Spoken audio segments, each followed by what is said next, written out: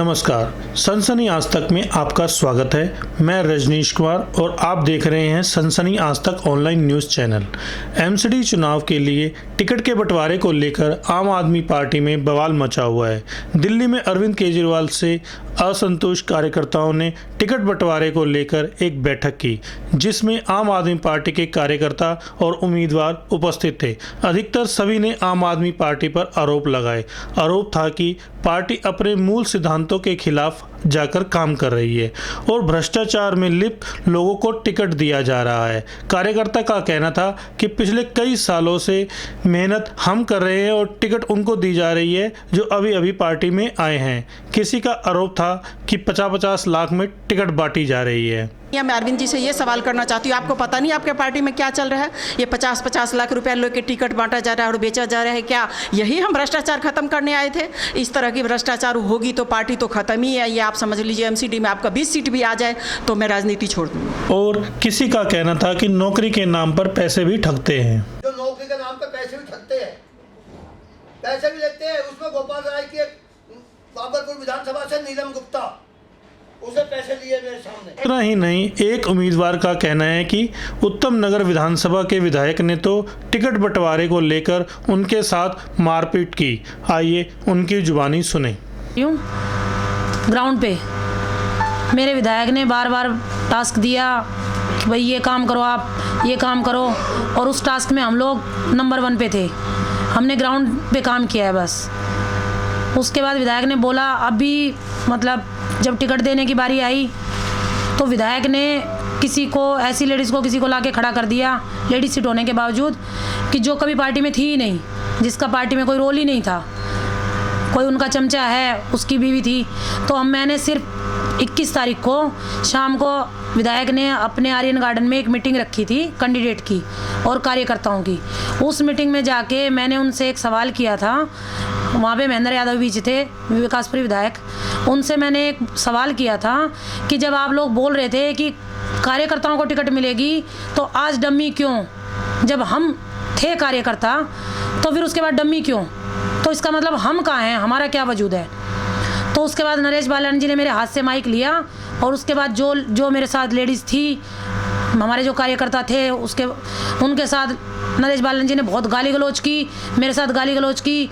मेरे को 3-4 लोगों ने वहाँ पकड़ लिया, मेरा हाथ पकड़ा, मेरे साथ बदतमीजी की। उसमें दीपक लांबा, कालू, गुरदीप खन्ना, गौरव सरीन, विधायक, इन लोगों ने बहुत बदतमीजी की और उन लेडीज़ों के साथ मारपीट की।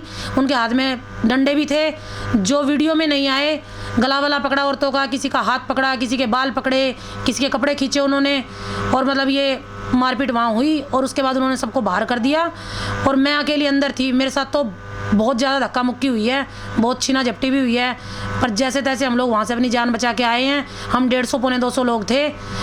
मतलब बहुत ही बदतमीजी हुई है हमारे साथ, और लेडीज़ों के साथ ज़्यादा बदतमीजी हुई है। एक लेडीज़ तो गिर भी गई थी, लोग उसके ऊपर से निकल रहे थे, उसकी भी शर्म नहीं की विधायक ने। और लेडीज़ों को मतलब रंडी शब्द बोल रहा था, बहुत ही गंदी गंदी लैंग्वेज उसकी थी, माँ की, बहन की, जो भी गाली गलौज थी वो वहाँ पे मतलब लोग कर रहे थे। और सभी कार्यकर्ता जो बैठे हुए थे, जिनको टिकट मिली हुई थी, जो कैंडिडेट हैं, उनके साथ जो आए हुए थे, वो सब ये तमाशा देख रहे थे वहाँ पे बहुत अच्छे से। वो क्योंकि उनको टिकट मिली हुई थी तो वो ये तमाशा देखेंगे। बाद में वो सब उनके मज़े ले रहे थे और हम लोग अपनी जान बचा के वहाँ से भाग रहे थे। विधायक को नहीं पता था। हमने वहाँ जो वीडियो बनाई है, बाद में हमारा कैमरा वैमरा छीनने की भी कोशिश की, लेकिन हमारा जो वीडियो बना रहा था जो बंदा, वो वहाँ से जैसे तैसे करके उस कैमरे को लेके भी भागा है। और हम लोगों ने अपनी जैसे भी करके अपनी जान बचाई है वहाँ से, और हम लोग वहाँ से निकले हैं। क्या उनकी नीति है? रणनीति क्या ये बना रहे हैं कि बिल्डर लॉबी लाएंगे? एमसीडी के अंदर तो बिल्डर लॉबी ही राज करती है, जहां तक मैं समझती हूँ। मुझे नहीं पता कि मैं राइट हूँ या रॉन्ग। और अगर बिल्डर लॉबी को ही लाना है तो हम काम क्यों करें? हम कहां से भ्रष्टाचार को खत्म कर देंगे? वहां पे हमारा एमएलए शायद ये सोचता होगा कि उसको जिता देंगे, कार्यकर्ता तो बेवकूफ है ही, हमने इतने सालों से बनाया, फिर से जिताएंगे और हम राज करेंगे उसके ऊपर, यही होगा। लेकिन ऐसा हो नहीं पा रहा है, क्योंकि अभी सब लोगों को ये चीजें सबको समझ में आ गई है कि हमें यूज एंड थ्रो ही हो रहा है। सच्चाई ये भी है, क्योंकि इन्होंने टिकटें जो दे दी होंगी, मेरे ख्याल से हो सकता पैसे से दी हो सकता इन्होंने अपना आगे का फ्यूचर सोच के दी हो कि हम कमाएंगे वहां से, ऐसा भी हो सकता ना लिए हो पैसे, क्योंकि हमारे पास कोई प्रूफ नहीं था, हम बोलना भी नहीं चाहेंगे। मैं माधवीपुर विधानसभा से हूँ। मैं पंचाई बाग में रहती हूँ, लेकिन मैं एक प्रत्याशी थी। मैंने अप्लाई किया था वार्ड 003 राजा गार्डन से।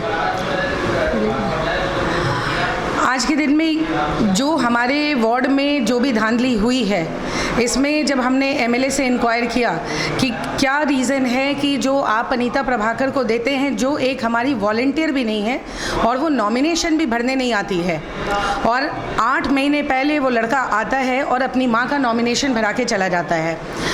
आप उसको टिकट दे रहे हैं और बाकी जितने ज़मीनी कार्यकर्ता हैं उनको आप टिकट नहीं दे रहे हैं। तो हमारे को ये कहा गया कि उस वार्ड में कहा गया कि आप पंजाबी बाग में रहते हैं और आपको टिकट नहीं मिलेगा, आप उस वार्ड के नहीं हैं। लेकिन ये कैसे भूल जाते हैं कि जब मैं विधानसभा अध्यक्ष हूँ और जब काम के लिए कहा गया तो मुझे चारों वार्ड में काम कराया गया, हर धरना हर प्रोटेस्ट में ले जाया गया। जिस इंसान ने अरविंद जी का जो सपना था कि एक करप्ट फ्री देश बनाने का, जो हम कांग्रेस छोड़ करके हम इसमें ज्वाइन किए, आज वही चीज़ हम डूबते हुए देख रहे हैं। तो हमारे से कैसे उम्मीद की जा सकती है कि हम उस कैंडिडेट को सपोर्ट करें जो एक जिसकी नींव रखा गई झूठ पे और फरेब पे, जो झूठ और फरेब पे नींव रख करके ऊपर चढ़ रहा है, उसको आप आगे चल के काउंसलर बन के वो देश की क्या करेगा, वो देश की बर्बादी ही करेगा। तो बस मुझे यही कहना है कि अरविंद जी तक शायद ये ना पता है, और मेरे ख्याल से इसमें जो है लोगों की एलिगेशन जो संजय सिंह जी पे उड़ रहा है, क्योंकि हमारे कार्यकर्ता के हमारे इनका एमएलए का कहना है कि हम क्या करें, हमारे को तो ऊपर से परमिशन आई है, इसमें मेरा कोई रोल नहीं है। जब हम अपने डीआई से बात करते हैं वो कहते जी डीआई हम आपका नाम भेज दिए, हम क्या करेंगे, पीएससी कमेटी। भाई पीएससी कमेटी को ये नहीं पता, मैंने अपनी पूरी फोल्डर लगाई थी, 5 साल के काम का फोल्डर लगाया था। आप किसी और कार्यकर्ता को देते, अगर आप मुझे कहते कि ठीक है आप उस वार्ड में नहीं रहती हैं, तो उस वार्ड में रहने वाले हमारे बहुत लोग हैं, जिन्होंने काम किया है उनकी माँ को देते, उनकी बहन को देते। एक 8 महीने पहले जो आता है और झूठ बोलता है और उसको आप टिकट देते हैं, तो ऐसे में तो हम क्या साथ देंगे, हम तो साथ दे ही नहीं सकते उस आदमी का। और फिर आप कहते हैं साथ दो, तो हार तो उसकी पक्की है, अब उनको जैसे बचाना है उस वार्ड को बचा लें।